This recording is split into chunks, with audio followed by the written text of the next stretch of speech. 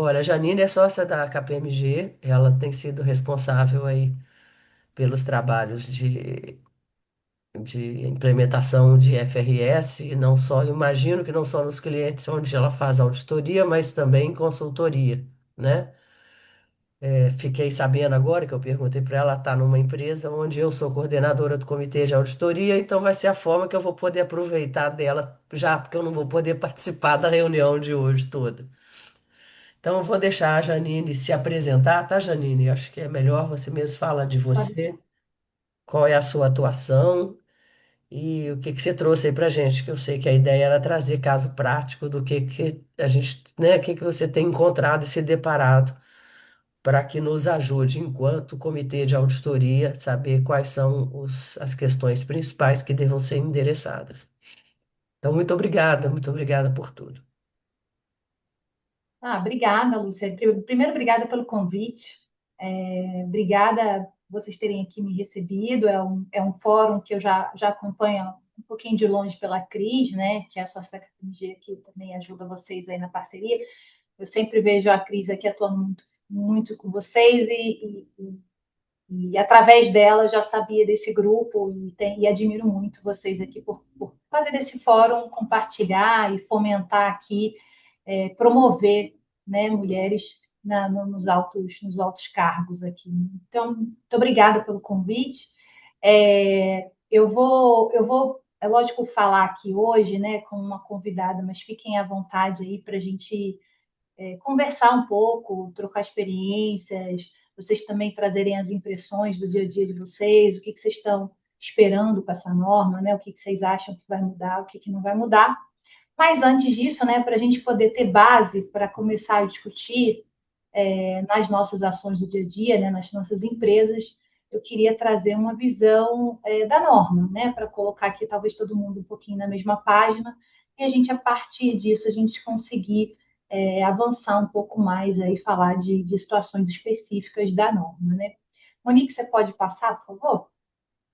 Então, para começar aqui, o próximo slide, então eu sou a Janine Pereira, tem aqui o QR Code, quem quiser, volta uma. Quem quiser ver um pouco mais no LinkedIn, aqui é o acesso direto no LinkedIn. Eu já tenho 18 anos de KPMG, tá? Eu entrei na KPMG no escritório do Rio de Janeiro, hoje eu atuo no escritório de São Paulo, mas já passei por várias áreas. Eu já fui da área de auditoria, já auditei muitos anos em empresas grandes como Petrobras. Fiquei depois 8 anos na área de departamento de práticas profissionais, que é uma área que todas as empresas de Big Four têm, né, que acompanham as normas internacionais, participa dos fóruns globais e a gente dá os posicionamentos ali da firma como um todo, né, frente às normas. Então, participei, fiquei nesse grupo aí durante bastante tempo. E foi lá que, na verdade, que eu tive meu primeiro contato ainda com a IFRS 18, ainda como um plano do IASB, né? Na época, desenvolvendo o que seria melhoria nessa norma. Né? Então, foi meu primeiro contato e venho acompanhando desde então. Hoje eu já voltei recentemente à área de consultoria contábil, estou aqui há 3 anos, e tenho atuado fortemente aí nos clientes, na implementação de FRS 18, já tenho, inclusive na prática, implementado em clientes como FPIs, e estamos nesse desafio aqui para disseminar aqui o conhecimento e a importância dessa norma para todos os clientes, né? Que aí ele tem uma abrangência completa, né? Ele não seleciona a partir do CPC 51, vai ser aplicável a todas as empresas aqui brasileiras. A gente não vai ter muito como fugir dessa norma que vai ser aplicável para todo mundo. Pode andar mais um pouquinho, Monique, por favor? Então, o que eu trouxe de ideia aqui para a gente poder conversar? Falar um pouco de como as demonstrações financeiras, e a gente está falando aqui principalmente resultado e medidas não gap hoje são divulgadas, e como esse cenário atual ele ensejou a mudança, né, a revisão do IS 1, que agora transformou-se no IFRS 18. Né? Então, a gente vai falar um pouco do cenário atual, vai falar um pouco da visão geral da norma, por que ela veio, o que ensejou ela, quais são as mudanças. A gente vai passar pelas principais mudanças da norma, né, que a gente vai falar da estruturação e demonstração de resultado, que teve uma mudança significativa. O segundo pilar, que é as medidas de desempenho gerenciais, que a partir da IFRS 18 serão medidas que vão ser incorporadas nas demonstrações financeiras, né? A gente tem um terceiro pilar muito forte da norma, que é a questão da agregação e desagregação das informações nas demonstrações financeiras. Por último, não. Depois a gente vai falar em algumas outras alterações que a norma trouxe, que são menores, mas que elas, de alguma forma, para algumas companhias, têm uma grande importância. A gente vai falar de alterações na DFC e no balanço patrimonial. E depois a gente vai falar na prática ali o que são essas implicações, os desafios da implementação, o que a gente está vendo nos nossos clientes, as dificuldades em como implementar e viabilizar isso de uma maneira confortável para todas as áreas que serão afetadas, né? Por último, eu deixei aqui uns links úteis, né, que são algumas publicações que a gente já tem na internet, feitas pela KPMG, que é o que eu fiz também, que vocês podem acessar ali como uma fonte de informação e também para ter ali um insumo, né, caso tenha alguma dúvida adicional ou precise consultar mais para frente. Vamos lá. Então, da onde veio, pode pular, tá? Pode andar mais. O que é o cenário atual, né? Então, a norma, ela tem mudanças significativas na demonstração de resultado e MPMs. Aí eu trouxe aqui para vocês como é que pegamos um caso aqui público, tá? Essas informações são públicas, então não tem problema nenhum divulgar com vocês. Aqui a gente comparou 4 empresas do setor de óleo e gás, como é que elas divulgam a sua demonstração de resultado, né? O que a gente quer demonstrar aqui, né? Como é feito hoje? Hoje, o normativo, ela não descreve a ordem ou formato da demonstração de resultado. Ela acaba sendo um formato muito mais amplo, né? Porque a norma ela não é restritiva em relação à definição de subtotais e totais. Então, pula mais uma, Monique. O que a gente queria trazer aqui para vocês é o que a gente pode observar. Volta a isso. Então, aqui, a gente tem, por exemplo, custos de exploração, que é um custo relevante para esse setor, divulgado na demonstração de resultado, e que é, na verdade, uma natureza. Então, a gente já tem um mix aqui de apresentação por função e natureza, porque custo de exploração é uma natureza. E está misturado aqui com outras demonstrações por função. Então, a gente já tem um mix de visões aqui divulgado. Depois, pulo mais uma, Monique. Olha o que a gente pode reparar. Eu trouxe as principais diferenças que eu vejo aqui, só para a gente chamar a atenção, mas fique à vontade para vocês pontuarem outras também. Olha que interessante aqui. A gente tem resultado de equivalência patrimonial na maioria dos grupos econômicos, né? A gente está falando de grandes grupos. Olha como é que essas empresas que são do mesmo setor, elas divulgam isso na estruturação da sua demonstração de resultado. Então, a Petrobras, por exemplo, ela divulga lá no final. A gente tem a Saudi aqui, que fica mais ou menos no meio, antes do resultado financeiro. A gente tem a Shell, por exemplo, que coloca junto com receita, lá em cima. E a gente tem a Total Energy aqui, que ficou um pouquinho mais abaixo. Então, são várias empresas colocando a geografia de várias maneiras aqui, porque a gente não tem hoje uma definição muito clara da posição dessa rúbrica, né? Então, vai mais uma aqui. Além da demonstração de resultado, o que eu quis trazer um pouco aqui para vocês, né? A gente também tem os subtotais na demonstração de resultado. E olha como cada uma dá uma nomenclatura diferente por esses subtotais. Então, a gente tem aqui uma despadronização na geografia dessa demonstração de resultado. Então, umas chamam de net income, ou consolidated net income, a outra chama net income of the year, outras têm receitas aqui, ó, gross profit, outra não tem. Cada uma receita das vendas, cada uma tem um formato e um subtotal diferente. Além disso, pode pular aí, o Nick, mais uma, por favor. A gente também tem outras informações que não são a demonstração de resultado, mas outras informações que são medidas gerenciais da companhia que hoje estão divulgadas em outros relatórios, né? Seja no 20F, seja no press release ou no relatório de administração. A gente tem outras medidas de desempenho que são medidas que representam o desempenho financeiro da companhia, mas que são divulgadas em outros relatórios porque são medidas não GAAP, né? Não são medidas não contábeis e, portanto, não estão contidas na demonstração financeira. Essas informações, hoje, ela não tem um normativo que dite como divulgar essa informação, ou requisitos mínimos para divulgar essa informação. Então, peguei um exemplo aqui, por exemplo, da Petrobras, que divulga o Free Cash Flow como uma medida não GAAP aqui, uma medida financeira, e a gente vai ver que ao longo dos anos,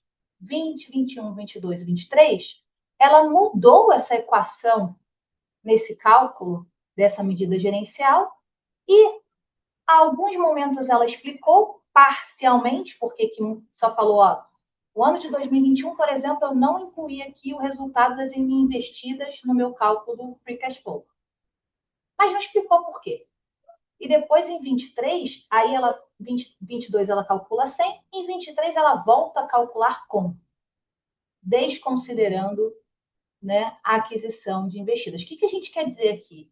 Então, existiram mudanças nas equações, mas a gente não tem uma divulgação clara dessas mudanças. Então, se a gente comparar isso, não tem um normativo hoje que fale ou que fiscalize esse tipo de divulgação. Pensando nisso, o que eu queria demonstrar para vocês hoje, a gente tem muita inconsistência e falta de comparabilidade nas informações. Então, pensando nisso, a norma, ela revisitou alguns normativos para endereçar justamente essa falta de comparabilidade, né, das informações, para permitir essa comparabilidade para os usuários. Então, a gente vai ver as principais pilares aqui, mudanças da IFRS 18. O que ela resolveu aqui endereçar? Então, primeiro ponto, como eu mostrei para vocês, as demonstrações de resultados, elas variam ali de estrutura e conteúdo. Então, a gente dificulta ali a comparabilidade. E como é que a IFRS 18 trouxe essa mudança? Ela trouxe um requerimento de uma DRE mais estruturada, com subtotais obrigatórios, para permitir justamente essa comparabilidade. O segundo pilar, justamente identificar inconsistência, que eu demonstrei para vocês e que a norma vem endereçar, justamente são essas medidas não GAAP. A gente sabe no mercado, não só para a companhia, mas para os usuários das informações, que essas medidas não GAAP são medidas realmente úteis na tomada de decisão. São medidas úteis para quem está analisando aquelas demonstrações financeiras. Mas, por ela não ser uma medida GAAP e, portanto, não ter um normativo, né, que defina a forma da sua divulgação, ela acaba perdendo clareza e transparência quando você compara com outras empresas. Então, o que a IFRS 18 trouxe? Ó, vamos definir algumas dessas medidas não GAAP, como as chamadas medidas de desempenho pela administração, categorizar nessa categoria de MPM, e para essas sim, que estão na categoria de MPM, elas vão ser obrigatórias a divulgação na demonstração financeira. E aí trazendo o ônus e bônus desse novo requerimento. Né? O ônus é porque agora vai ter informações mais comparáveis e vai ter a certificação, né? A credibilidade do seu auditor, que vai dar opinião sobre aquela informação. Por um outro lado, vai ter o ônus dessa informação, porque você vai ter que fornecer ao auditor evidência apropriada o suficiente para ele opinar sobre essa informação. E aí passa a ser uma informação que era totalmente discricionária e gerencial para ter um peso, uma conotação, um julgamento ali de um terceiro avaliando a divulgação dessa informação. Então, tem ônus e bônus desse novo requerimento. Essas informações, elas vão ser, então, dando um apanhado geral aqui, o terceiro pilar é agregação e desagregação, vou mostrar para vocês exatamente como isso vai funcionar em nota explicativa, mas podemos dizer que os grandes pilares aqui da transformação da FRS 18 é demonstração de resultado e nota explicativa, porque a gente vai ter as MPNs. Então, se a gente só para vocês visualizarem aqui, a gente vai ter principais mudanças em demonstração de resultado e nota explicativa, alterações limitadas em fluxo de caixa e balanço patrimonial, e a DRA, que é o resultado abrangente, e mutação do patrimônio líquido, não tem alteração. E não há o que se falar em DVA, porque DVA é uma coisa bem brasileira e a FRS nem fala em DVA, né? Então, não tem alteração aqui, porque é um requerimento local. Qual é o cronograma da vigência da FRS 18? E quando entende-se assim, toda vez que eu falar FRS 18, é CPC 51. CPC 51, que é a norma brasileira que traduziu o FRS 18, já foi publicada pelo CPC, e ela tem ali a sua tradução exatamente como é a FRS 18. Né? Se a gente for buscar até alguns endereçamentos locais que a gente estava ansioso por buscar na tradução do CPC 51, você não vai achar, porque não tem no CPC 51 ainda. Né? Então, a CPC 51 basicamente foi a tradução do IFRS 18, da IFRS 18 do jeito que ela está. Cronograma e data de vigência. Então, tanto do CPC 51 quanto do IFRS 18, a gente vai ter uma vigência da norma a partir de exercícios iniciados a partir de janeiro de 27. Então, para aquelas companhias que têm exercícios anuais iniciados em janeiro de 27, já vai ser obrigatório a implementação, a divulgação de acordo com o IFRS 18. O que isso significa? Companhias reguladas, listadas, que têm demonstração intermediária, isso já vale para 31 de março de 2027. Ah, a minha companhia não tem o exercício social igual o exercício civil, né? De janeiro a dezembro. Começa em março, começa em setembro, vai contar o período iniciado a partir de janeiro de 27. Então, para aqueles que é de março a março, vai ser só março de 27 a março de 28. Ok? Pode passar, Nick. Quem vai ser afetado por essa norma? Né? Então, a IFRS 18, primeiro ela aplica-se, então, para todas as empresas que divulgam o IFRS, e aqui para o Brasil, para todas que aplicam o CPC, a gente está dizendo para todas as empresas aqui no Brasil, vão ter que aplicar a IFRS 18, CPC 51. Existem, a gente sabe que aqui no Brasil, regulações, né? A gente tem CVM, a gente tem Banco Central, a gente tem SUSEP, que estão, neste momento, avaliando o CPC 51 e revendo as suas resoluções para endereçar aqui a IFRS 18. A expectativa é que eles como se abracem essa norma, né? Não temos, ainda precisamos esperar para ver se vai ter algum requerimento específico. Mas, de cara, por exemplo, a CVM vai ter que rever a resolução que proíbe EBITDA de constar no SET de demonstrações financeiras.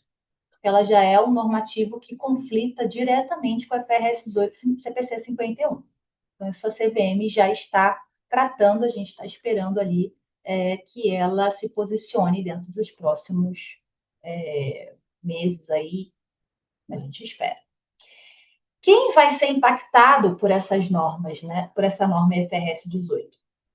A gente vai ver mais para frente detalhamento das alterações. E vocês vão ver que acaba impactando não só o time de contabilidade, mas a empresa como um todo. Então, a gente vai ter impactos significativos aqui nos comitês, né? Vocês vão receber, vocês que atuam no comitê de auditoria, né, nos conselhos, vocês vão receber uma informação, uma demonstração de resultado, principalmente, estruturada de uma maneira diferente, precisa entender por que dessa mudança.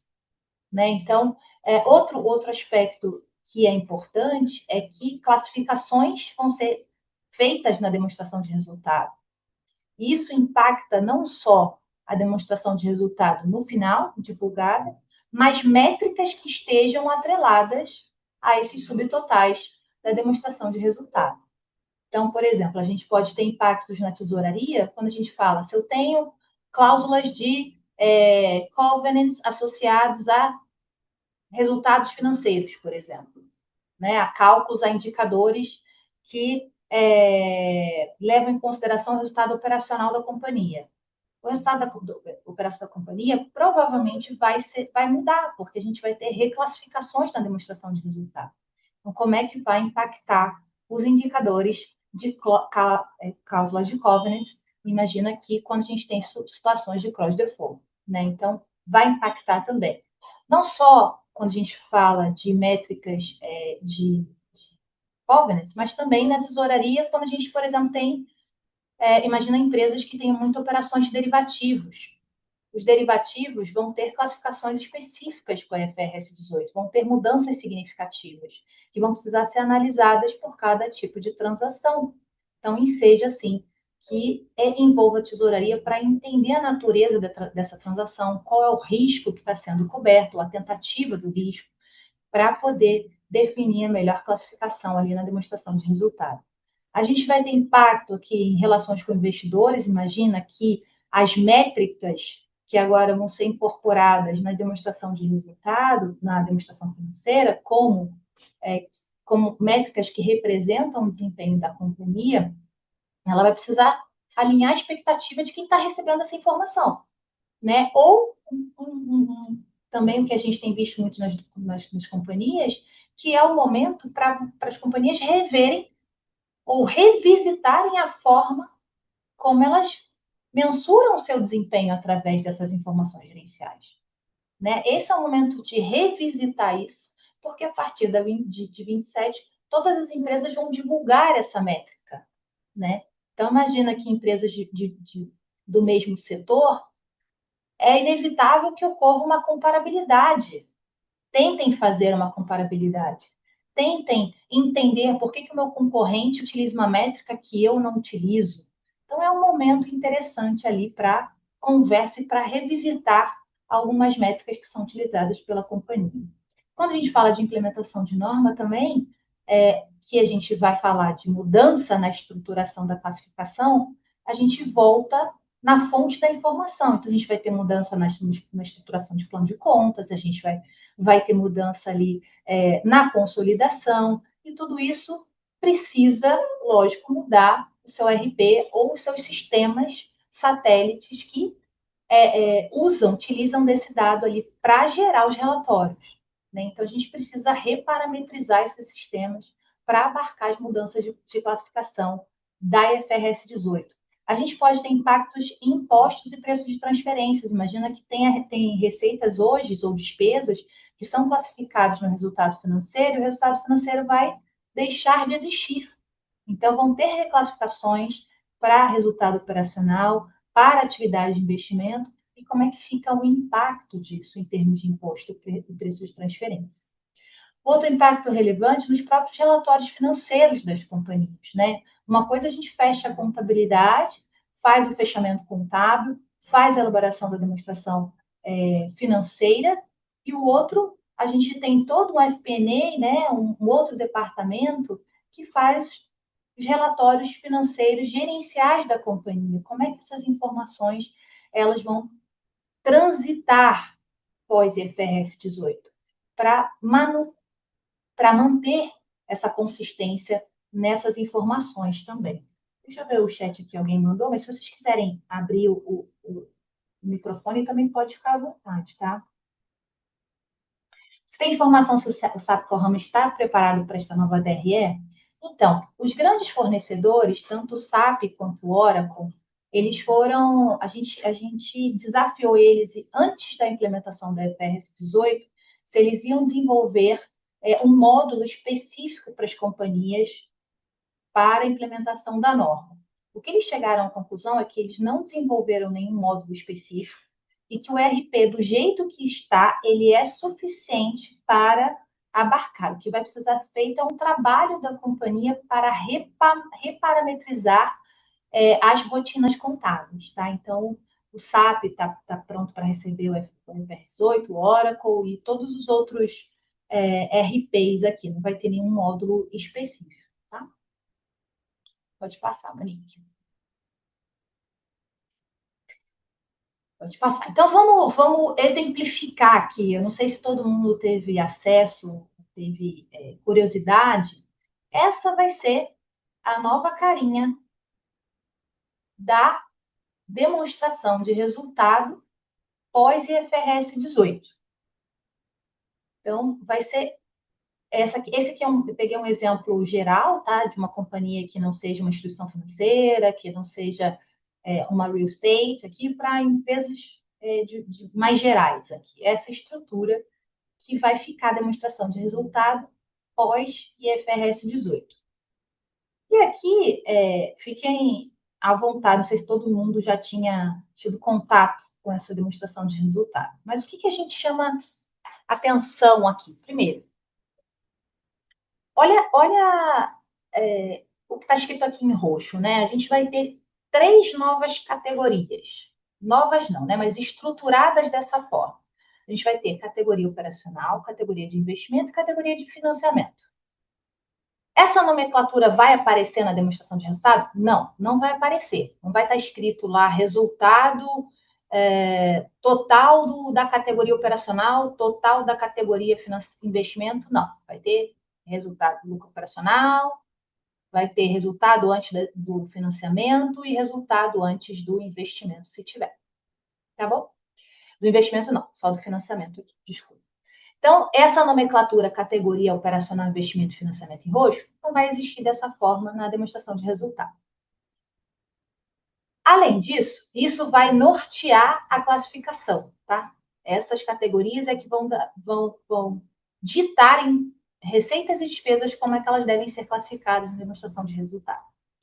Além disso, 2 novos subtotais vão ser obrigatórios. Então, a partir da IFRS 18, lucro operacional e resultado antes de financiamento e impostos são 2 subtotais obrigatórios.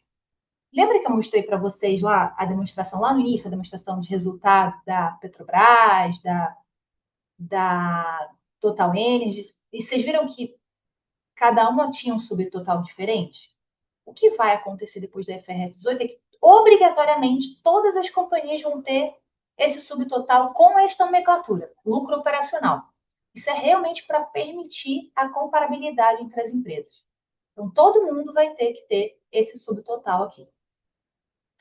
Outra coisa que a gente destaca é que essa norma, gente, ela não veio para alterar regras de mensuração e reconhecimento. Então, o lucro não vai mudar o número, tá? O lucro vai continuar, teoricamente, tem que continuar o mesmo número, como se fosse ainda com a norma antiga. Aqui, a norma veio para endereçar a divulgação dessa informação. Vai mudar a geografia das informações, mas o total, a linha final, o lucro do exercício, vai permanecer a mesma aqui. Mais alguma coisa chamou a atenção de vocês aqui? O que vocês estão sentindo falta de alguma rúbrica? O que vocês acham? Não? Estão sentindo falta do resultado financeiro? O resultado financeiro, como a gente vê hoje, receitas e despesas tendo um total específico para resultado financeiro, ele deixa de existir. Ele não existe mais como um subtotal da DRE. Então, tudo que está classificado hoje como receita e despesa financeira vai ser reclassificada para essas 3 categorias. Então, tem receitas e despesas que poderão ser classificadas como categoria operacional, outras como investimento e outra como financiamento. Então, a gente vai mostrar agora mais na prática. Pula aí, Monique. Então, vamos comparar, vamos botar lado a lado aqui.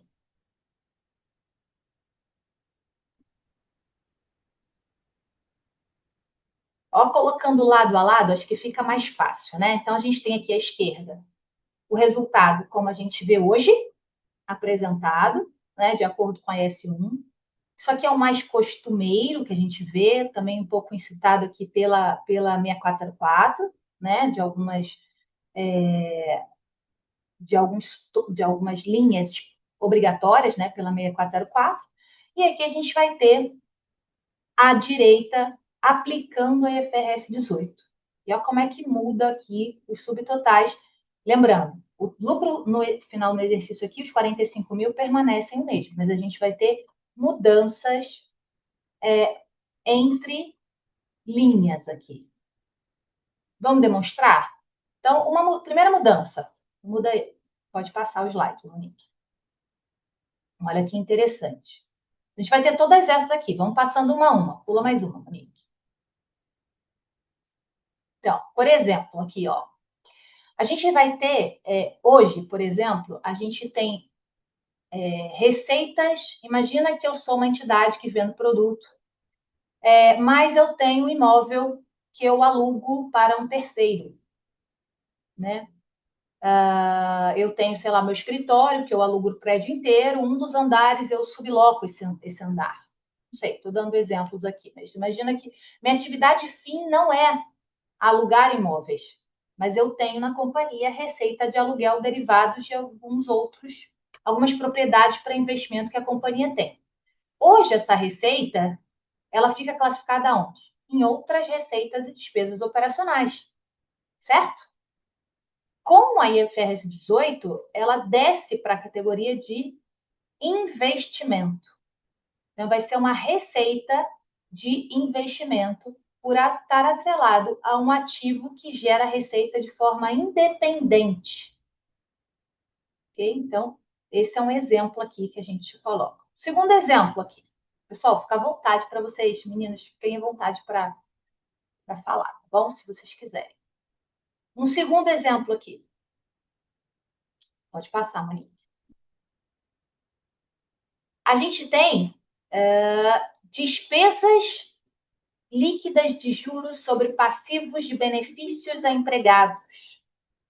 De benefício que seria classificada, hoje a gente classifica tudo isso como despesas gerais administrativas, lá como despesa de pessoal. Com a IFRS 18, a gente vai ter uma linha específica de atividade de financiamento, onde serão classificadas as obrigações previdenciárias, aqui, de acordo com a IS 19, né, que é o CPC 33. Então, temos reclassificações. Mas, Mais Jane, um exemplo. Fala, por Rosalie. gentileza, de que natureza essas obrigações previdenciárias? Todas, em geral? Aqui são as atreladas ao CPC 33. Quando você tem plano de benefício de longo prazo, que a gente tem aquele cálculo atuarial, plano de pensão, e a gente precisa trazer a provisão ao valor presente, a gente vai ter que classificar isso como financiamento. Entendi, obrigada. Pode passar, Monique. Outro exemplo aqui, isso aí já deu algumas discussões, mas claro, é direto. Equivalência patrimonial. Toda receita e despesa, né? Despesa a gente constitui a provisão, mas equivalência patrimonial, aquelas investidas em que eu calculo a equivalência patrimonial, essa linha no consolidado, e a gente está acabando falando no consolidado, acabam ficando só as entidades que eu não tenho controle, né? Que eu não consolido, mas que eu calculo a equivalência patrimonial, serão obrigatoriamente classificadas como atividade de investimento. Isso é muito interessante, porque a maioria hoje das companhias considera isso no seu resultado operacional. E com o IFRS 18, ela deixa de compor o resultado operacional da companhia. Mais uma aqui, ó. Despesa financeira. Posso fazer uma pergunta rapidamente? Pode sim. O resultado da equivalência patrimonial, quando ela for uma empresa que é holding, que a operação dela é de participação, vai ficar na parte de cima ali, na receita operacional? A empresa que é holding, se ela, a norma ela diz o seguinte: se ela calcula a equivalência patrimonial, é porque ela tem influência naquela companhia. Uhum. Então, tudo que tem influência ou mais, a norma entende como operacional, mesmo que ela tenha como atividade fim investir em outras empresas. Só vai ser receita operacional se ela investe em outras empresas, mas ela mensura esse ativo como um ativo financeiro, ou seja, ela não tem participação ou influência nessa companhia. Ah, tá. Tá bom? É, tá. Ela não tem participação, aí fica na. Ela não tem influência, sim. Ela não tendo influência, não fica no operacional, fica na parte de investimento. Ou é ao contrário? Fica na parte operacional, porque você vai Operacional. dizer que a atividade fim dela é participação, é valorização dessa participação. E no caso, só voltando para aquele exemplo que você deu da previdenciária, da parte de obrigação previdenciária, a nova norma considera isso como sendo um financiamento, porque no caso a empresa estaria, entre aspas, financiando ali os seus empregados para fazer retenção deles com essa participação, é isso? Com essa participação, não, É, com essa previdência, ou é o tipo de obrigação previdenciária que eu estou me confundindo aqui? não, é que assim, toda categoria de financiamento, a Uhum. norma abre em dois leques. São aqueles que são atividades que a, a entidade ela tem como finalidade a captação de recursos, ou toda a outra parte que não é exatamente captação de recursos, mas é uma fonte de recursos. Então, você vai Uhum. ver que, por exemplo, nessa atividade de financiamento, vai estar também juros atrelados a fornecedores, vai estar juros sobre arrendamento, tudo que tem a ver o lado do passivo, mas que Uhum. tem a ver com o valor do dinheiro no tempo, que é Tá, juros. Então, isso tá, vai estar entendi. No também. caso da obrigação previdenciária, como ela vai lá e vai colocar um dinheiro ali naquele fundo, né? Então, aqui qualquer. Mas ali vai ser uma receita, né? É uma receita, não? Deixa eu pensar. Não, vai ser um É uma valor que vai ser obrigação. despesa. É uma obrigação, tá certo. Que aí, então ali vai considerar como sendo o juro relativo a essa obrigação previdenciária que a empresa paga, passaria a ser uma despesa financeira dentro dessa linha, é isso. É isso. Tá bom. Obrigada. Outra colocação aqui, a caixa equivalente de caixa. Então, imagina que a companhia hoje tenha um caixa alto, ela faz aplicações financeiras, essa receita financeira está lá no resultado financeiro hoje da companhia, certo? Se é uma companhia que não tem como atividade fim investir em ativos, que é o caso das companhias que vendem produtos ou fornecem serviços, isso é uma receita de um ativo que está gerando de forma independente e, portanto, vai ser classificada como uma atividade de investimento. Então, ela sai da atividade financeira e vai para resultado aqui de investimento. Pode ir, Monique. Janine, então o EBITDA não muda. Não. A gente vai falar um pouquinho mais do EBITDA na frente. O EBITDA é uma outra equação, Tá.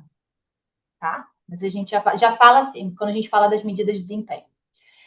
Outro exemplo aqui seria despesas financeiras. Imagina que aqui eu nem coloquei, mas a gente, além das despesas financeiras, muitas das companhias usam aquela linha variação cambial líquida no resultado financeiro, né? Essa variação cambial, ela deixa de existir, né? A gente vai ter que entender qual a transação que gerou essa variação cambial e a variação cambial vai ser classificada de acordo com a transação que o gerou. Então, se eu tenho variação cambial atrelada a um contas a receber em moeda estrangeira, vai ser resultado operacional. Se eu tenho variação cambial atrelada a um empréstimo, vai ser atividade de financiamento. Se eu tenho atrelado variação cambial a uma aplicação financeira que não é minha atividade fim, investir em ativos, ele vai ser um resultado de investimento. Então, precisa entender a transação que gerou aquela variação cambial para saber qual é a classificação de acordo com a IFRS 18. Então, esse aqui requer um certo julgamento, além, não só julgamento, mas uma reparametrização sistêmica. Porque hoje todos no RP a gente tem o quê? Quando cadastra no RP, a gente cadastra lá que é moeda estrangeira, o RP fica calculando e joga direto para essa rúbrica de variação cambial líquida. Nenhuma empresa hoje monitora, abre isso. O máximo de controle que as companhias fazem é da realizada e não realizada para fins de imposto. Só isso, e para por aí. Então, vai precisar reparametrizar aqui cada por transação para ter uma classificação adequada de acordo com a IFRS 18. Essa é Podemos muito avançar, Monique? boa, né? Porque essa mudança da variação cambial ficou num lugar muito melhor, né? Ficou melhor definido. Então, isso aqui enseja algumas reavaliações estratégicas, né? Porque imagina que existem companhias que estão muito suscetíveis ao impacto do resultado financeiro, né? E ela, inclusive, define estratégias de hedge por conta do impacto do resultado financeiro. Uma vez que esse impacto ele sobe para a categoria operacional, pode ser benéfico ou não para a companhia, mas ela vai precisar reavaliar essas estratégias, porque agora está impactando a linha operacional direto. Vai ter que fazer cenários, né? Isso. Mas nesse caso, acho que é preocupante que a empresa pode começar a ter controles paralelos, né? Começar porque é contábil é demonstrado dessa forma, mas ao mesmo tempo criar de alguma forma, tirando a informação do RP e trazendo de volta para o que era a tomada de decisão anterior, ou seja, juntando todas as variações cambiais. Me parece que isso seria um alerta de como as empresas vão se comportar, né? Dependendo da alta administração. Eu acho que uma transição, né? Eu acho que sempre acontece isso, de ter um paralelo na transição. Não, mas eu falo por conta da tomada de decisões, como a Janine colocou, entendeu? Aham. Mas acho que tem que avaliar se isso é melhor, porque é uma informação mais granular, né? Quando você coloca tudo, as variações numa linha só, às vezes você. E quando você abre, você sabe de onde está vindo o impacto, pode ser que essa informação mais granular te ajude a desenhar uma estratégia, né? Claro que pode ter uma resistência, ou a gente sempre olhou assim, vamos continuar olhando assim, né? Eu diria para você que, primeiro que precisa, é uma informação que ela dificilmente você consegue fazer ela de forma manual, porque imagina grandes empresas que têm muito volume aqui, né? Então você começa a abrir oportunidade para você ter um desvio grande ou ter reconciliações manuais que é suscetível ao erro, né? Então pelo menos o que que eu falo muito nos meus clientes aqui, é que essa reperimetrização no sistema é importante para ter o dado. Imagina grandes volumes, a gente está falando, sei lá, empresas que, não só variação cambial, quando a gente tem muito sistema de derivativos aqui, quando a gente tem grandes volumes aqui, Uhum. é muito difícil você fazer isso fora, Tema. tentar fazer isso no Excel, né? Não estou nem falando de Excel, sabe? Porque você tem empresas que têm o IRP e depois eles têm ali um outro sistema que pega as informações do IRP e monta ali o balanço, demonstração de resultados, já faz meio que parametrizado, né? SAP faz isso, né? Traz para um outro sistema, Hyperion ou um outro desses que lê o ERP. E aí você monta ali meio que, bom, por exemplo, no caso contábil, vai montar de acordo com a nova regra contábil. Mas eu posso continuar fazendo ali uma visão gerencial, né? Que vai trazer dessas contas contábeis reparametrizadas, o que é variação cambial, pegando o exemplo da variação cambial, e juntando tudo e fazendo como se fosse a antiga DRE da mesma forma, entendeu? Aí me preocupa mais, não é nem isso, me preocupa mais a forma de controle, né? Como a empresa vai fazer a administração, a sua própria Isso. administração, né? Que isso daí é um ponto que, do ponto de vista de demonstração contábil, a gente, a própria administração, ela declara isso, né? Ela declara que ela segue ali através daquilo que está demonstrado na demonstração financeira. Mas é um ponto que eu acho que é bem de bastante atenção, viu? Pelo menos no início da transição, eu acho que isso ainda vai acontecer, dependendo da empresa.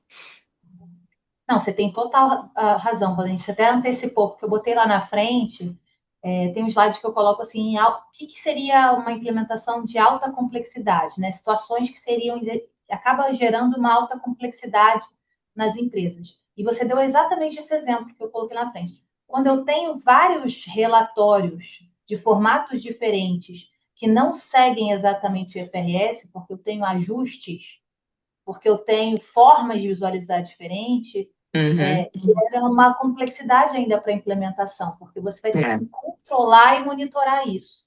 é, Né? Então, é quanto mais fato. você tem relatórios que não são consistentes ou não seguem modelos diferentes, que tudo bem, que é para tomada de decisão, que sempre foi assim, mas Uhum. garantir que eles estejam consistentes para frente é uma dificuldade, porque É. aí não só, e eu estou fazendo isso nos meus clientes, tá? Não só a roteirização contábil puro, né, de acordo com a norma, Uhum. mas depois a roteirização do processo da elaboração do relatório gerencial.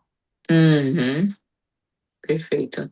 É acompanhamento, Beleza. tá bom? Obrigada. Vamos avançar?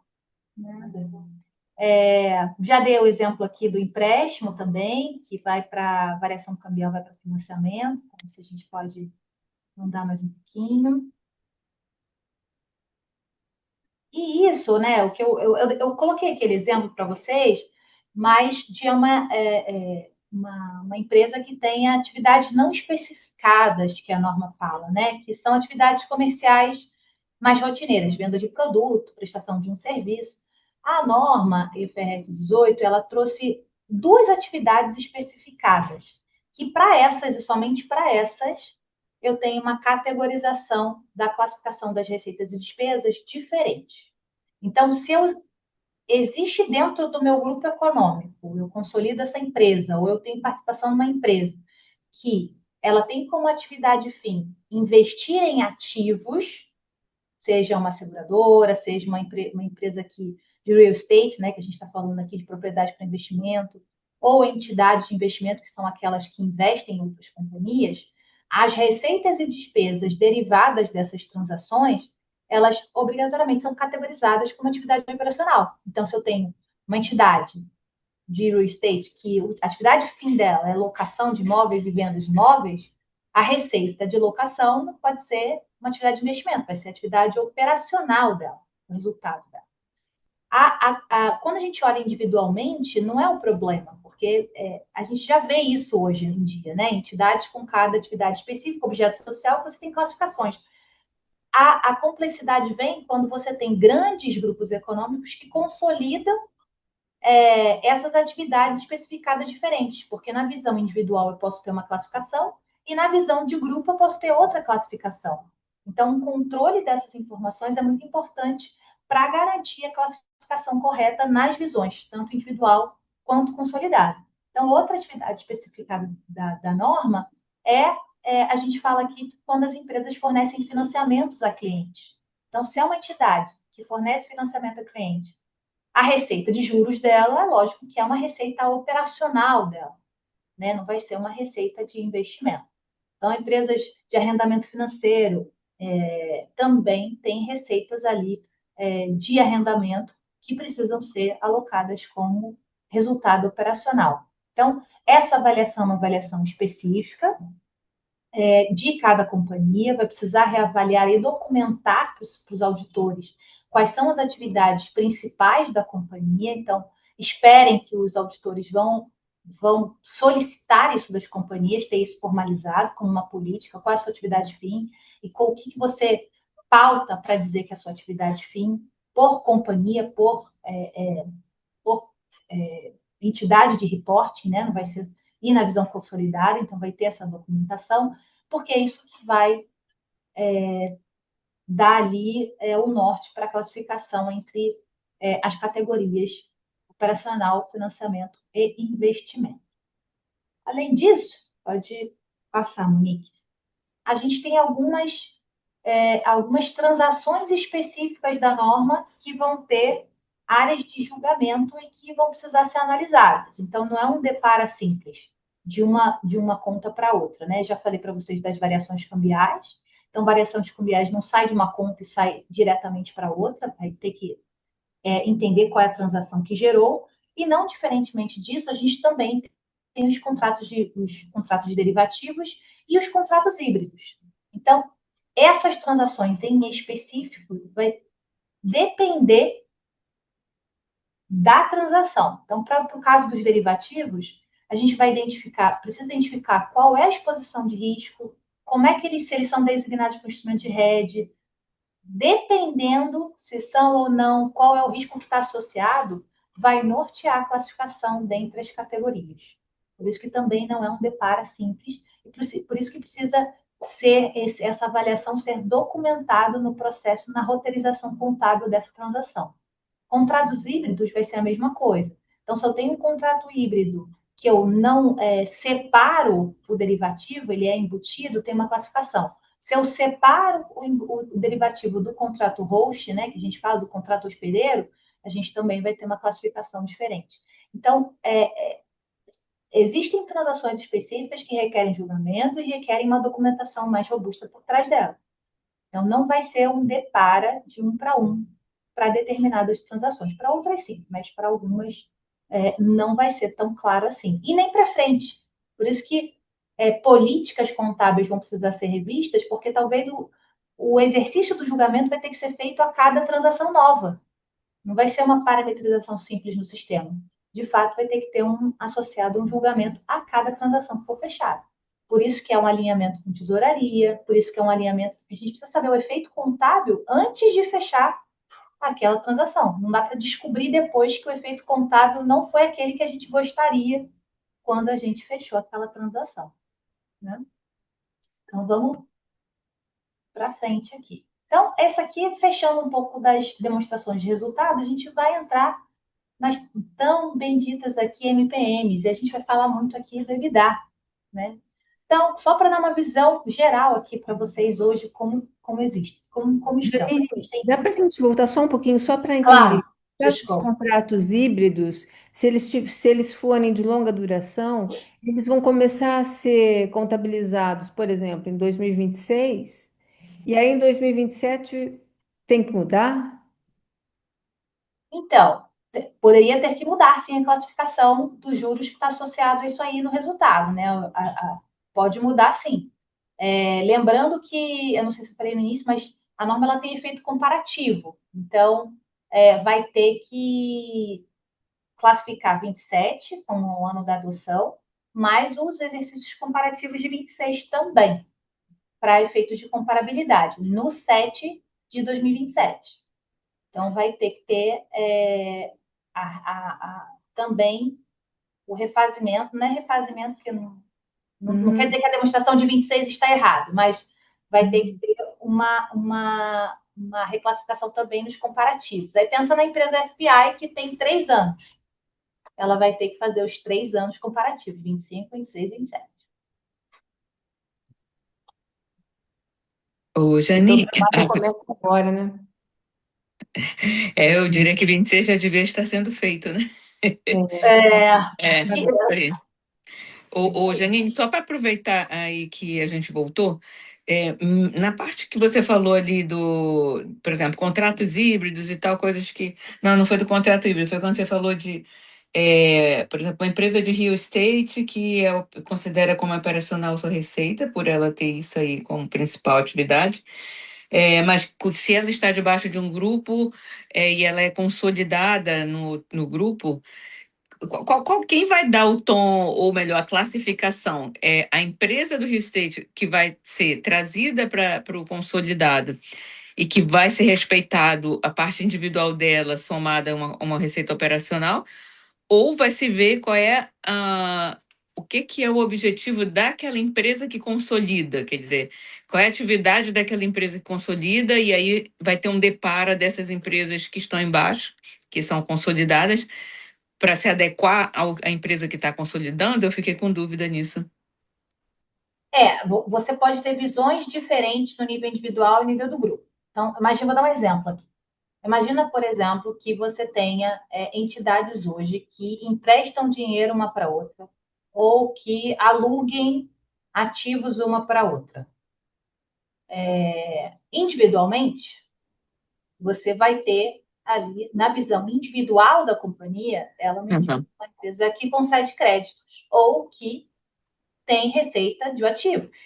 Na visão Uhum. do consolidado, esse ativo continua sendo imobilizado para a companhia, porque está sendo utilizado pelo grupo. Então, Uhum. não tem uma visão ali de receita operacional com isso. Inclusive, na verdade, essas transações serão até eliminadas, Eliminadas, é. se É. forem consolidadas. Se não forem consolidadas, pode ter algum resquício. Mas, assim, Uhum.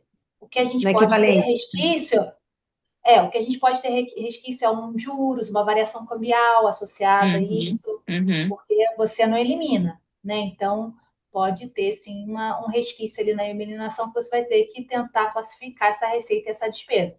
Mas é uma visão diferente de grupo individual.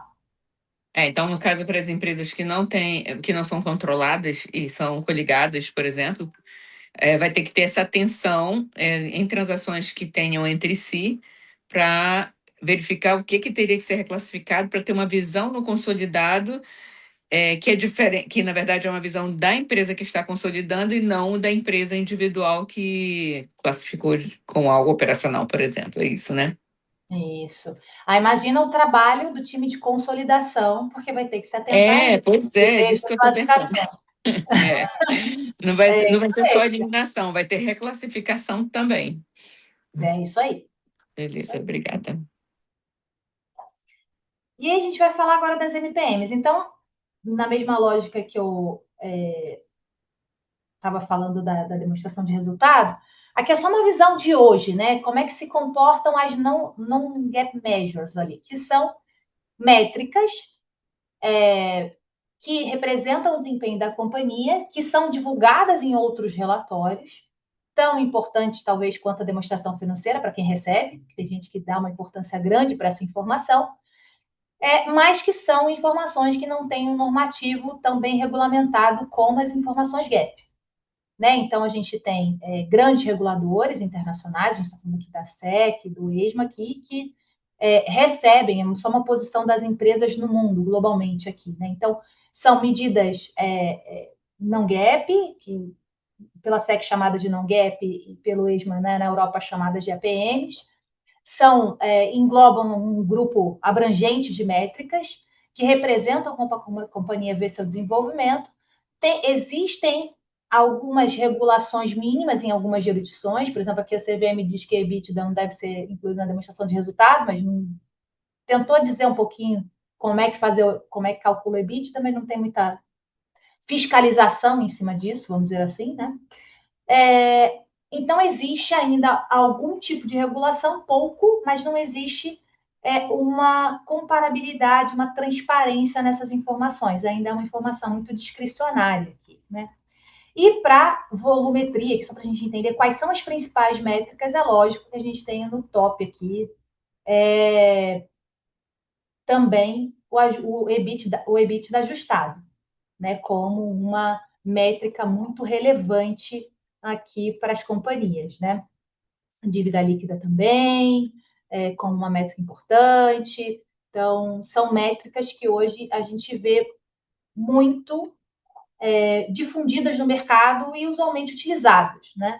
Foi esse azeitado no mercado como uma métrica relevante e hoje, para a tomada de decisão, é uma métrica utilizada, inclusive nas transações de fusão e aquisição, né? E para várias tomadas de decisão aqui é uma métrica importante. Vamos passar aqui, Monique.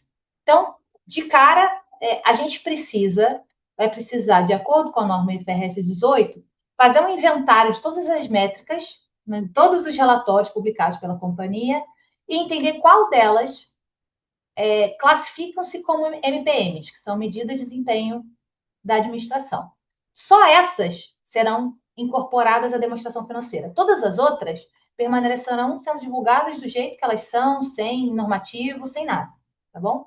Mas para aquelas que atendem o critério de MPM, elas sim serão obrigadas, aí não é uma escolha, a serem divulgadas na demonstração financeira como uma medida de desempenho da companhia. Quais são esses critérios? São 3 critérios para dizer que é uma MPM. Ela precisa representar uma visão gerencial do desempenho financeiro da companhia, parece um pouco óbvio, né? Se a companhia divulga é porque representa seu desempenho financeiro. Ele precisa ser uma métrica usada em publicações em comunicações públicas da companhia, e precisa ser uma métrica que derive de um subtotal de receita e despesa da demonstração de resultado. Então, basicamente, esse critério é que separa metade dos itens que a gente falou. Então, imagina que aqui a gente tenha fluxo de caixa livre não deriva de demonstração de resultado, portanto, não é um MPM. Retorno sobre patrimônio líquido, deriva do balanço, também não é um MPM. Dívida líquida, também do balanço, não é um MPM. O que é um MPM? É um lucro ajustado, um lucro operacional ajustado, um EBITDA ajustado, ou métricas em que o denominador ou o numerador atendam esse critério. Ok? Você pode ter uma métrica que seja uma fração em que o numerador ou o denominador atenda essa métrica e, portanto, ela vai ter que ser divulgada como uma MPM. Tá? Pode passar, Monique. Então, claramente aqui, né? A gente vai falar aqui. Medidas, número 1, medidas de lucro ajustadas, algumas podem ser MPMs. Por que outras não são? EBITDA para cada segmento também vai ser. O lucro não é, por quê? Porque já é uma medida gap, já está lá na DRE. Então, já está na face da demonstração de resultado, a gente fala que não é, apesar de ser um subtotal, tá? E o lucro atribuível aos acionistas da controladora, porque também já é uma métrica que está obrigatoriamente divulgada na demonstração de resultado. Mas as outras são IPMs e devem ser incluídas na nota de reconciliação, tá? Aquelas métricas que derivam de balanço patrimonial ou medidas de liquidez não são MPMs. Então, dívida líquida, fluxo de caixa livre operacional, não são MPMs. Mensurações em moeda constante, algumas podem ser. Eu não entro muito nesse mérito, porque não é o caso do Brasil, mas às vezes a gente pode consolidar uma empresa argentina, por exemplo. E vai ter que avaliar aqui se alguma dessas métricas pode ser um MPM. Medidas de proporção que eu falei para vocês. Às vezes eu tenho dívida líquida sobre o EBITDA. EBITDA é um MPM. Então, se eu tenho um denominador ou um numerador que é um MPM, eu vou precisar divulgar como MPM esse numerador ou esse denominador. Divulgando. Pode passar, Monique. Aí, o que é ser obrigatório divulgar? O que isso enseja, tá? O que a partir da FRS 18 vai acontecer? Esses MPMs, então eu fiz um inventário, defini quais são os MPMs, né, porque atendem os 3 critérios. A partir de agora, eles vão ser divulgados na demonstração financeira. A norma vem ditar a equação desse MPM? Não. Tá? Então, a norma não vem ditar se você tem que ajustar pelo arrendamento ou não, se você tem que ajustar. Ela não vai dizer qual é a equação. A equação continua sendo discricionária pela companhia. O cálculo não mudou. O que a FRS 18 vai pedir é que você divulgue informação suficiente, igualmente suficiente, para que gere comparabilidade entre as companhias. Então, todas as companhias vão ter que divulgar numa única nota, vai ter que reconciliar essa MPM para o subtotal da onde ele deriva, que é o subtotal de receita e despesa, vai ter que incluir o efeito fiscal nesse cálculo, nessa equação, efeito de INCA se aplicável, explicar que o MPM fornece informações úteis, explicar como ele é calculado. Então, afirmar que ela não é comparável, porque as companhias podem ter equações diferentes, mas que é uma medida que representa o desempenho da companhia, precisa ter esse statement na nota explicativa. E se tiver uma mudança de um ano para o outro na equação, precisa ser explicado.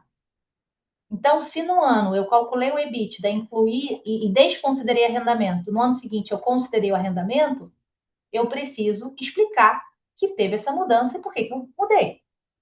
Então, de novo, não é para nortear a fórmula do cálculo. O que vai gerar é informação suficiente, granularmente suficiente, para gerar comparabilidade entre as empresas. E dito isso, digo para vocês, o EBITDA vai continuar sendo calculado do jeito que ele é calculado. O que vai precisar ser feito é reconciliar isso numa nota e a companhia divulgar que representa seu desempenho financeiro. Tudo bem até aí?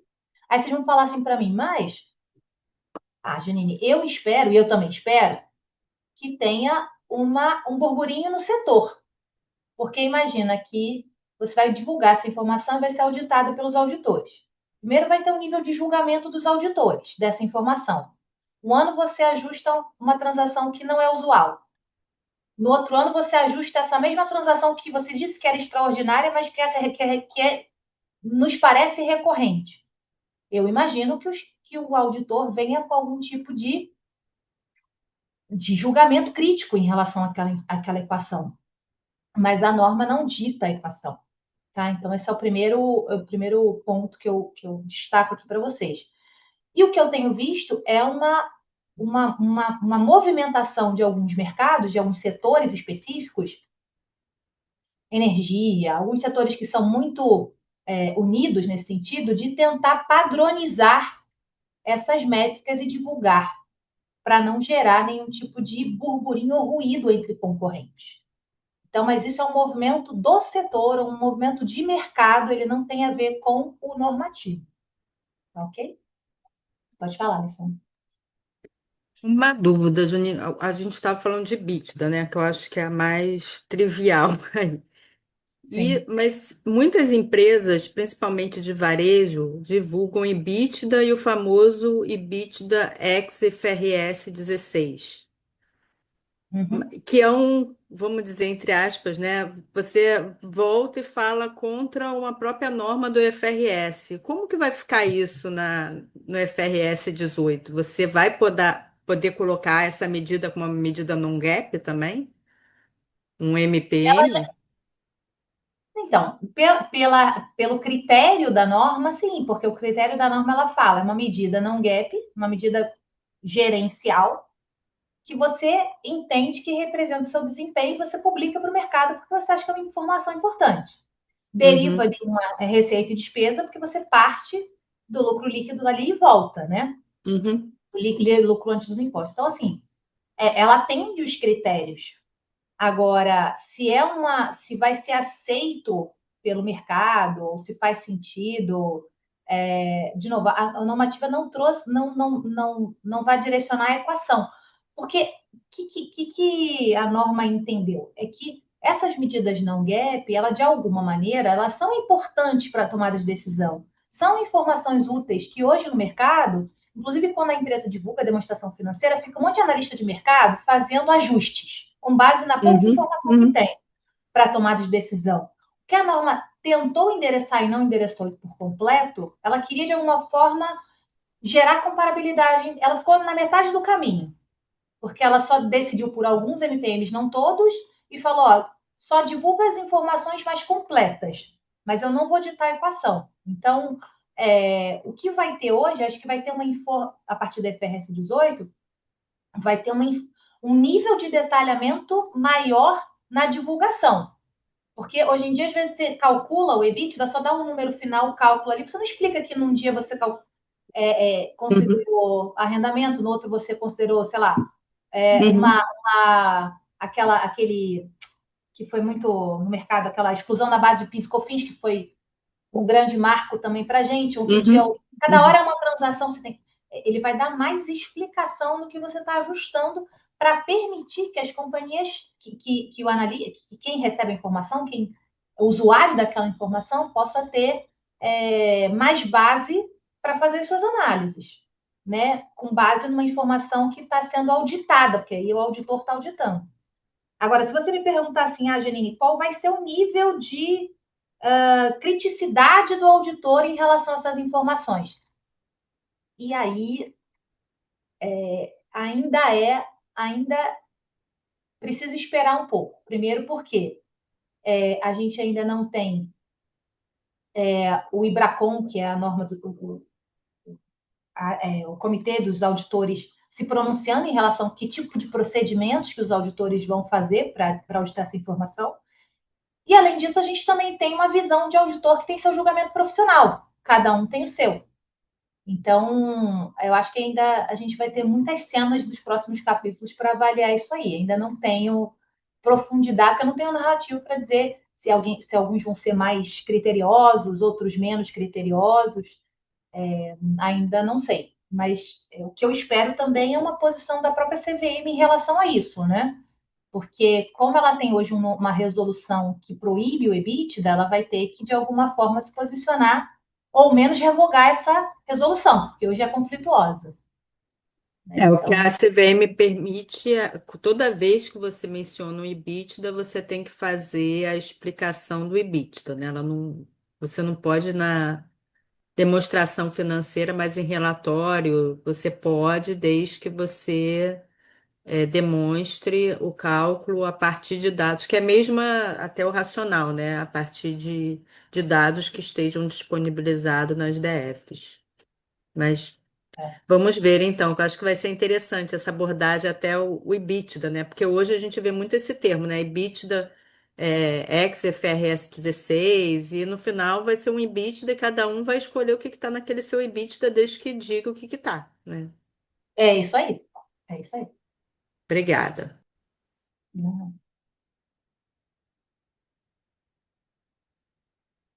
Podemos ir para o próximo tema? Bom, vou passar. Em relação à agregação e desagregação, aqui já é o terceiro pilar, né? Acho que a mensagem aqui principal que eu quero dizer para vocês é que a norma ela trouxe algumas informações adicionais para ajudar no julgamento da agregação e desagregação das informações na demonstração financeira. Então, hoje a gente tem muito só o normativo de natureza e materialidade. Se é material, abre, se não é, não abre a informação, mas ela trouxe algumas novas orientações específicas para nortear essa orientação. O objetivo da norma é cada vez mais desincentivar os outros, né? Aquela linha lá que a gente tem, que a gente joga tudo lá dentro. Mas nas nossas companhias isso não acontece, né? Só em outras. Mas é desestimular esse outros aqui. E para isso, pode passar, Monique,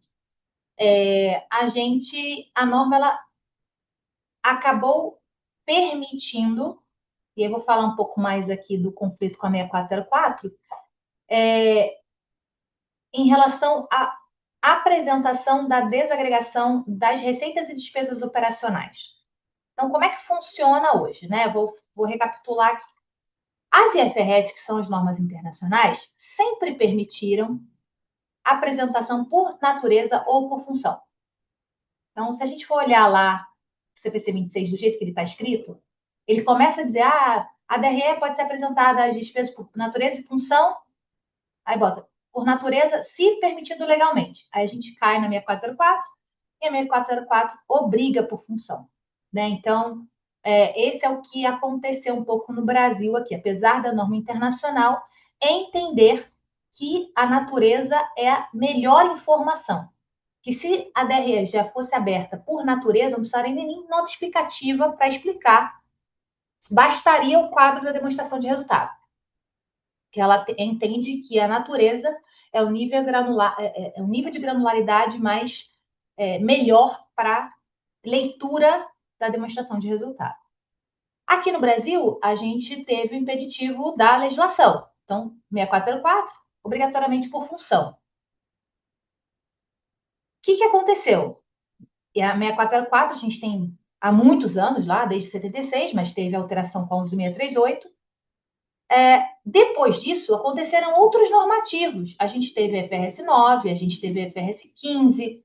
A 9, por exemplo, pede, e aí foi abraçada aqui pelo CPC 48, que, por exemplo, o resultado de redução ao valor recuperável de ativos seja discriminado numa linha separada da demonstração de resultado. Isso é uma natureza. Então, para aquelas companhias que apresentam por função, já começou um conflito aí. Isso já é o que está acontecendo no mercado. Lembra que eu mostrei para vocês a Petrobras apresentando lucros de exploração ali? Resultado de exploração? Isso também é natureza. Se a gente pegar outros setores, por exemplo, tem pesquisa e desenvolvimento, tem outros tipos de receita e despesa que não é bem por função. Mas, ao longo dos anos, foi se azeitando e foi permitindo. Hoje o mercado, na verdade, quando você abre, as empresas, a maioria delas apresenta por uma apresentação mista.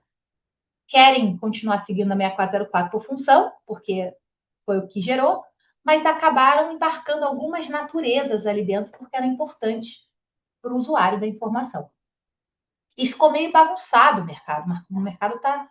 Então, hoje, na verdade, a gente não está em compliance, né? Vamos dizer assim, né? Não é que a gente não esteja, mas que foi azeitado no mercado.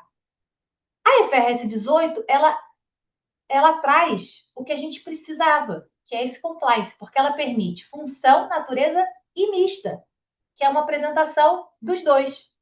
Uma coisa que a gente já está fazendo. Então, que é misturar um pouco natureza ali por função. Então, adequa a 6404 e adequa quem quer também apresentar algumas despesas por natureza. Tá? Então, é isso que a IFRS 18 trouxe de diferente. Então, ela apresenta por natureza, função ou misto. Mas, naquele grau que eu falei para vocês, né, naquela hierarquia de informação mais granular que a norma pede, ela fala o seguinte: tá bom, eu até permito, mas se for por função, você precisa, e tiver alguma coisa ainda por função, você precisa abrir obrigatoriamente em 5 naturezas. Pode passar, Monique. Então, essa nota aqui por natureza vai ser obrigatório para todas as companhias a partir de agora. Essas 5 naturezas no mínimo, que é depreciação, amortização, benefício empregado, impairment e inventário, baixas de inventário.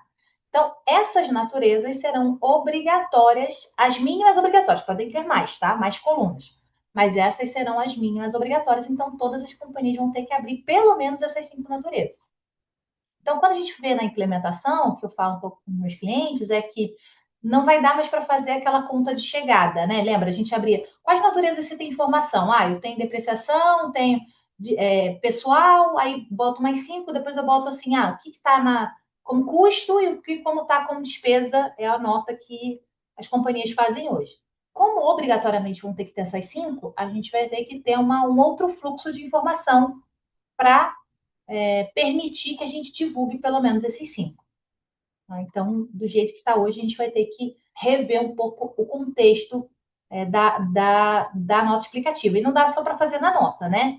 É da onde vem essa informação para poder roteirizar novamente essa contabilização, essa informação para a gente poder conseguir divulgar isso nesse nível de granularidade na informação, na demonstração financeira. Ok? Outras alterações muito limitadas aqui, né? Então, falamos já da demonstração de resultados, falamos de MPMs.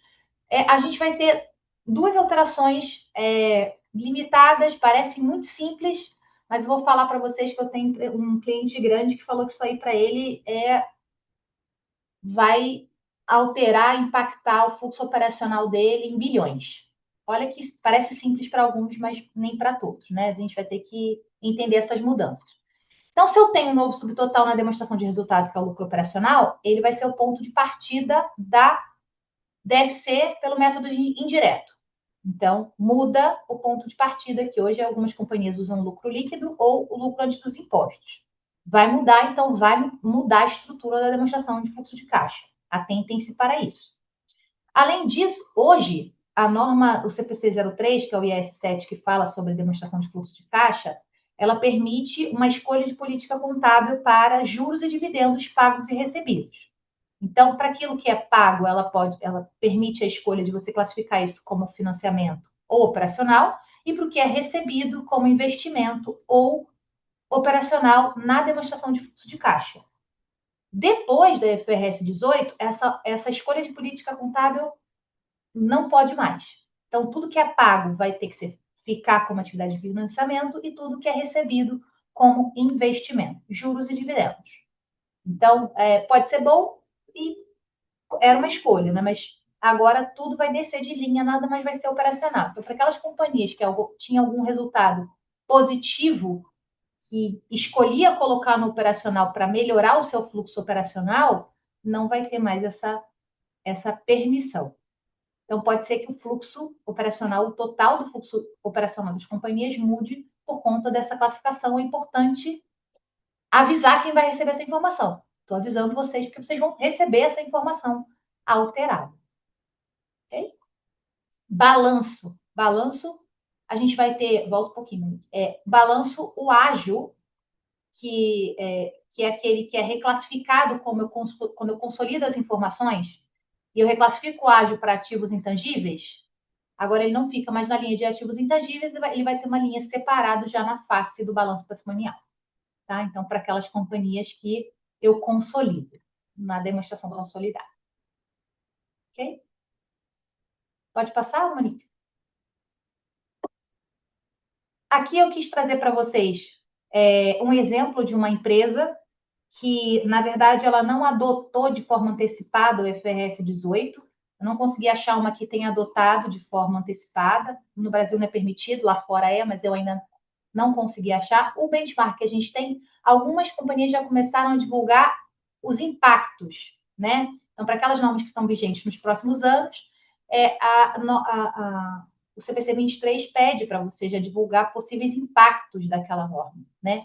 Então, aqui eu trouxe um exemplo de uma empresa, que é uma FPI regulada, ela já divulgou, pode passar um pouquinho, ela explica que ela ainda não adotou, coloca a demonstração de resultado com as possíveis alterações aqui que eles já identificaram, né? Então, aqui já teve um exercício de avaliar como é que vai ficar um depara desse demonstração de resultado depois da IFRS 18.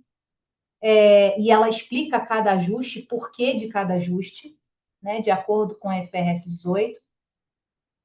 Para quem tiver curiosidade, é uma informação pública da empresa AstraZeneca, que é farmacêutica, tá? Então, se vocês buscarem na internet, está no relatório 20F essa informação. Pode passar aqui, uma informação pública. Aqui, como eu falei para vocês, obrigatoriamente a nota dos resultados das receitas e despesas operacionais, então abertos nas 5 naturezas que eu mostrei para vocês, depreciação, amortização. Então, já tem esse exercício aqui nas 5. E depois ela começa a falar dos MPMs. O que é mais interessante aqui dos MPMs, ela não colocou no formato tabular. Ela não fez a reconciliação, né? Então, ainda é um possível impacto. Ela diz qual é a sua medida, que é o que eles chamam de Core Operating Profit, que é a medida de desempenho que elas entendem que classifica como MPM. Explica aqui como é que é o cálculo, mas não coloca uma reconciliação numérica desse cálculo para o subtotal de fácil visualização.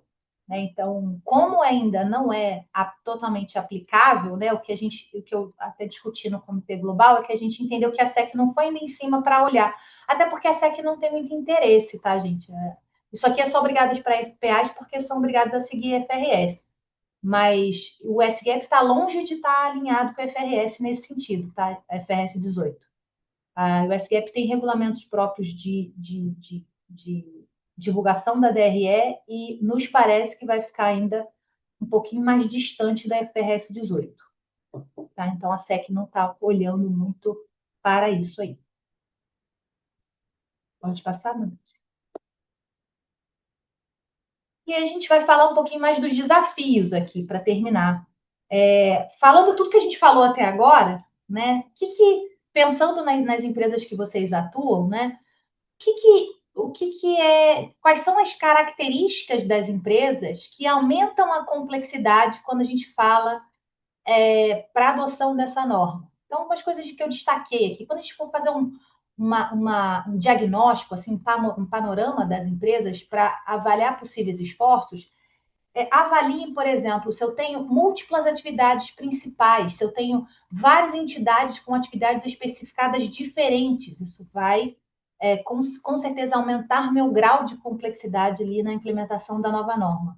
Se eu tenho muitos instrumentos de hedge, derivativos, contratos híbridos, componentes embutidos, se eu tiver esse tipo de transação, quanto mais eu tiver esse tipo de transação, aumenta também a minha complexidade na IFRS 18. Se eu tenho uso intensivo de medidas de desempenho, medidas gerenciais amplamente divulgadas, eu tenho muitas medidas, justamente porque a gente até falou no início, que a Valdenice colocou muito bem, aumenta a minha complexidade, porque eu tenho que roteirizar também essa produção desses relatórios gerenciais para estarem alinhados com a IFRS 18, ou pelo menos eu entender essa ponte. O que muda? Qual é a classificação? O que está mudando? Para a gente não perder o tracking dessas informações. Se eu tenho muita exposição à variação cambial, material, presta atenção que isso também aumenta a complexidade ali. Se eu olho a demonstração e tem muita variação cambial, aumenta a complexidade aqui na implementação da norma. Se eu tenho práticas contábeis diferentes entre subsidiárias e controladoras, então também preciso avaliar aqui. Se eu tenho sistemas fragmentados, eu tenho RPs diferentes, eu tenho plano de contas diferentes, eu tenho módulos de consolidação diferentes. Se eu tenho muitas, às vezes, empresas que eu consolido que nem estão no meu RP, que eu consolido de forma manual, isso deveria ser raro, mas acontece com frequência nas nossas companhias. Então, quanto mais sistemas satélites que eu tenho, eu preciso reparametrizar tudo isso. De onde vem o dado da informação, como é que essa informação se comporta. Se eu tenho uso frequente de linhas funcionais, como custo, despesas gerais, lembre que a gente vai ter que abrir aquela nota, né, de receitas e despesas por natureza. Então, também tem uma complexidade ali. Se eu tenho operações não recorrentes, reestruturações societárias, tudo isso aumenta a complexidade, porque aí eu tenho questões de integração, eu tenho informações que não são transações usuais, que eu vou ter que ensejar um julgamento para eu avaliar como é que é a classificação. E quando eu tenho também, aqui a gente falou, modelo gerencial que não está alinhado com a FRS, aí pode ter certeza que eu vou ter que ter um projeto, tanto na contabilidade de implementação da norma, e um projeto em paralelo aqui, junto, né, com os processos e controles relacionados a esse modelo gerencial, né? Medidas de desempenho gerencial, como é que a gente calcula, como é que a gente monitora essas informações. Pode passar, Monique. Para finalizar aqui, esse seria um roadmap aqui, né, de implementação. Quais são as fases que a gente vislumbra de implementação? Lembrando, eu estou pegando o pior cenário, tá, gente? Que é a alta complexidade aqui das companhias, porque é melhor a gente se surpreender positivamente do que negativamente, né? Então, num cenário de alta complexidade aqui, eu tenho que fazer um diagnóstico profundo, revisão das atividades principais, revisão completa de todos os MPMs, inventário dos instrumentos financeiros, avaliação dos sistemas, como é que se comportam esses sistemas, mapear todo esse diagnóstico. Depois a gente tem uma fase 2 de desenho, o redesenho, como é que eu preciso redesenhar tudo isso de acordo com a nova norma. Então, redesenho de DRE, redesenho de contas e planos de contas, ajustes. Então, se você tiver uma companhia hoje que está fazendo alguma implementação de sistema, hoje, seja por conta da reforma, seja por outra conta, por outra iniciativa, para tudo e faça junto com a IFRS 18, porque o investimento, o dinheiro que está sendo empenhado no investimento da mudança do RP, ele precisa ser bem gasto. E daqui a um tempinho, quando a gente avaliar a IFRS 18, talvez vai ter que voltar a investir de novo, um retrabalho de reparametrização do sistema. Então, pense num projeto como um todo, em termos de investimento, custo para a empresa. Precisa avaliar tudo, porque quando a gente fala em reparametrização do sistema, é sempre um custo muito grande para as empresas, né? A fase 3 aqui é a reconstrução das MPMs. Numa fase 4, sistema integração, então, revisão de todo o RP de acordo com a nova norma, monitoramento, ajuste, integrações com BIs, com as companhias, porque são como vislumbram os relatórios gerenciais. E uma fase 5 ali é de governança, né? Um treinamento avançado para que todos que são impactados entendam o porquê da norma, por que mudou no seu dia a dia, qual é o seu processo que vai mudar no seu dia a dia, o processo de roteirização, o processo de elaboração de um dado, o processo de alteração de um relatório gerencial, atualização do manual contábil, e aí vem mais a preparação aqui das demonstrações financeiras, alinhamento com a RI, porque também vai divulgar essa informação e precisa estar essa informação alinhada com a nova norma. Então, bem simples. Acho que dá para fazer rapidinho. O que vocês acham? Acho que Pareceu muito simples. Bom, para fechar aqui, gente, eu deixei, se vocês quiserem apontar aí o celular, fiquem à vontade. São as publicações que a gente já tem. Tem uma específica aqui para setor financeiro, tem uma que é específica, a gente dá mais detalhamento da normativa, com alguns exemplos, algumas perguntas, como é que se preparar. Todos aqui os materiais que a gente já divulgou, né, via Capmig aqui, que possam ajudá-los aí na implementação com os clientes. Então, eu agradeço aqui o tempo de vocês, fico à disposição para qualquer dúvida, qualquer pergunta, fiquem à vontade para colocar aí. Temos alguns. Já ultrapassou o tempo, mas fiquem aqui para tirar qualquer dúvida, não tem problema nenhum. Acho que a dúvida maior é a hora que vai fazer, né? Que vai... É... Quando coloca, realmente, ainda tem muitos assuntos que ainda estão em discussão no próprio. A gente chama do IFRIC, que é o Comitê Interpretativo da Norma, porque foi isso que aconteceu. A gente começou a estudar, aí começou a gerar dúvidas, porque tem transações muito específicas, né? E aí sobe e volta, não. Então, qual a classificação? Então, tem muita coisa aí que ainda. Algumas transações bem específicas ainda estão em discussão. Então, tem muita coisa para a gente. E acho que a gente ainda vai descobrir juntos, né? A gente está levantando junto, né? A gente que leva os assuntos para lá, que é bem interessante. Mas é isso. Muito bom, Janine, obrigada. Que bom. Então, acho que vamos deixar a Lúcia já sabe que ela foi se recuperar. Agradeço pelo tempo de vocês.